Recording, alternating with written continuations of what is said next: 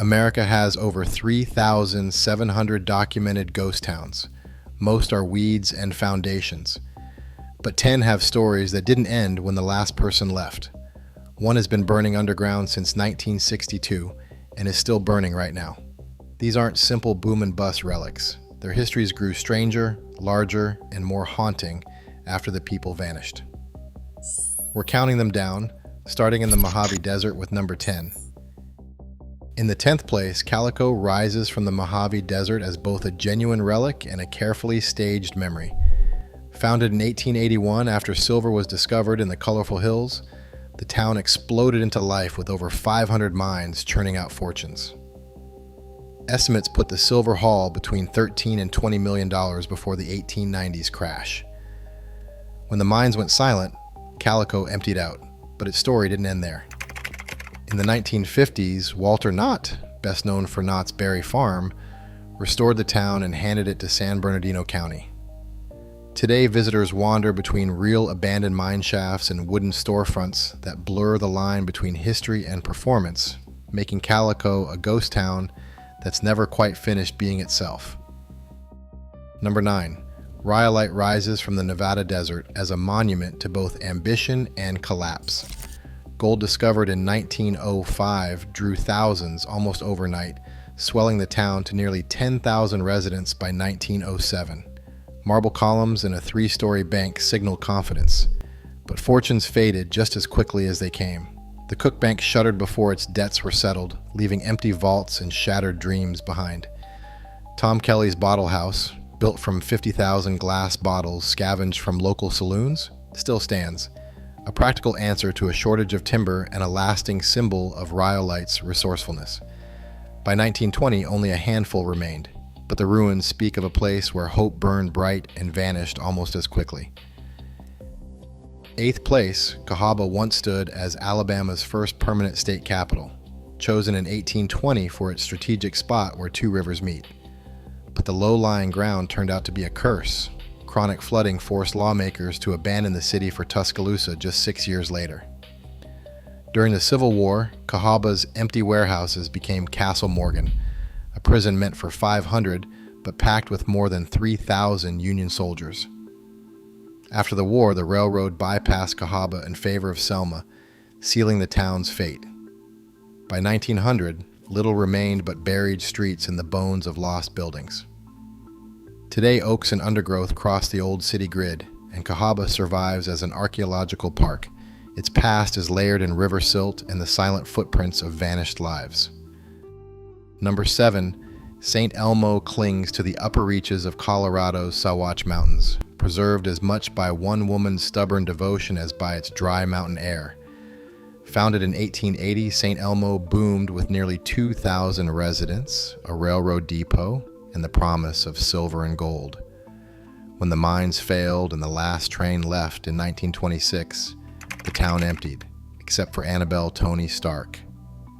She kept the general store and post office running long after everyone else had drifted away, feeding chipmunks every morning and patrolling the streets with a rifle. For decades, her solitary presence kept St. Elmo from slipping into oblivion. Today, the weathered storefronts and silent boardwalks endure, haunted less by ghosts than by the memory of a woman who refused to let the town die. Number 6, Thurmond, West Virginia, transformed a remote Appalachian outpost into a rail empire that defied its tiny footprint. In the early 1900s, this town processed more freight than Cincinnati, a statistic almost unbelievable given Thurmond's single bridge and its isolation deep in the New River Gorge. Coal trains lined up at the C&O Railway's critical choke point, fueling the town's unlikely prosperity. Inside the Dunglin Hotel, a poker game reportedly ran non-stop for 14 years, blurring the line between legend and reality until fire claimed the building in 1930. Today, Thurmond's population hovers around 5, yet a small post office still sorts mail, and Amtrak's Cardinal train glides through at 3 in the morning, briefly connecting this near-empty town to the outside world. In Thurmond, the echoes of industry and chance never fully fade, leaving behind a landscape where the improbable once ruled and the rails still whisper their stories. In the 5th place, Garnet, Montana refuses to settle for a single afterlife. Gold discovered in 1865 sparked its first incarnation, and by 1898 the town buzzed with miners, families, and the rough promise of frontier fortune. When the ore ran thin around 1912, garnet seemed destined for quiet decay until the Great Depression sent a new wave of prospectors scrambling back to the mountains in the 1930s. For a few short years, old cabins filled again, and the sound of picks and laughter echoed through the pines. Then, in 1934, a fire swept through the heart of the rebuilt town, reducing much of it to ashes and forcing a final retreat. Today, about 30 weathered buildings survive under the careful watch of the Bureau of Land Management. Each winter, the only road in disappears beneath deep snow, and garnet vanishes once more, its silence as complete as any ghost could wish. Number 4. Kennecott. Alaska stands alone as a frozen monument to industrial ambition on the edge of the Wrangell Mountains. Built in 1903, the town's heart is a 14-story ore mill, an improbable red tower rising above glacier-fed valleys. Around it, a hospital, schoolhouse, and rows of workers' quarters once formed a complete company town, all linked by a 70-mile railway cut through wilderness to deliver copper to the world. Over 35 years, Kennecott produced an estimated $200 million in copper, fueling the electrification of America and the demands of war. But when the last profitable ore was extracted in 1938, the shutdown came with startling speed. Workers were given about 2 weeks to pack their lives and leave. Office chairs, medical instruments, even typewriter pages left half-finished remained scattered inside buildings, as if the shift bell might still ring. Today, Kennecott's empty corridors echo with the abruptness of its end, an industrial time capsule preserved beside ancient glaciers, haunted by the suddenness of abandonment and the weight of what was left behind.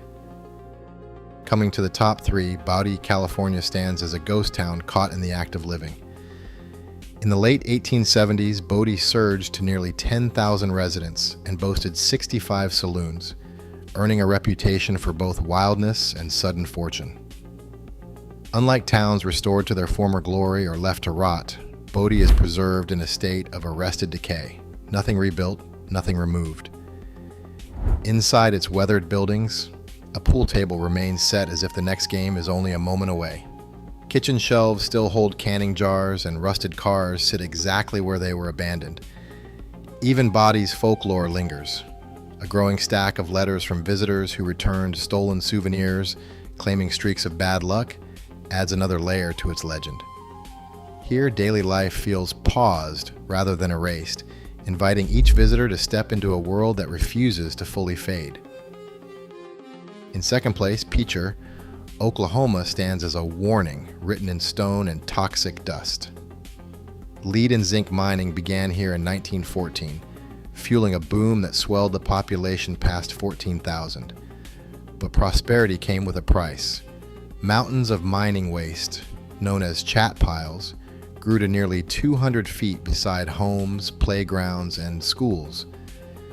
Beneath the surface, tunnels hollowed out the ground, leading to sudden sinkholes that threatened entire neighborhoods. Children living in Peacher recorded some of the highest blood lead levels ever found in an American town, a public health crisis that could not be ignored. The EPA declared Peacher a Superfund site, launching a cleanup that moved at a fraction of the pace needed. In May 2008, an EF4 tornado tore through what remained, killing 6 and destroying hundreds of structures.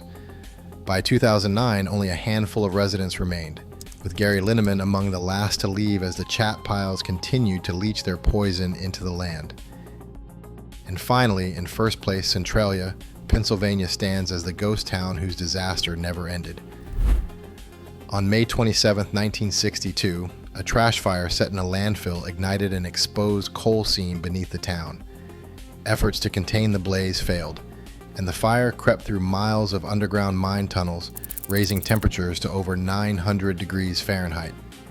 The danger became undeniable on February 14, 1981, when 12-year-old Todd Domboski fell 60 feet into a sinkhole that opened beneath his feet, rescued only by the quick action of his cousin, Eric Wolfgang.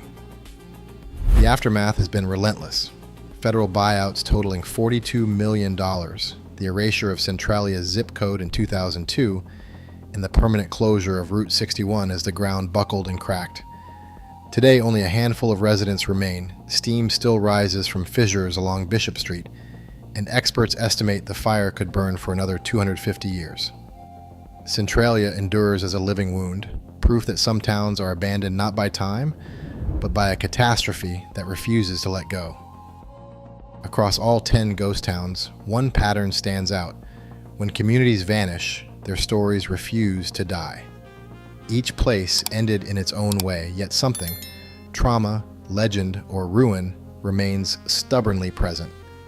Which town would you set foot in? Let us know, and get ready. Our next journey goes even darker.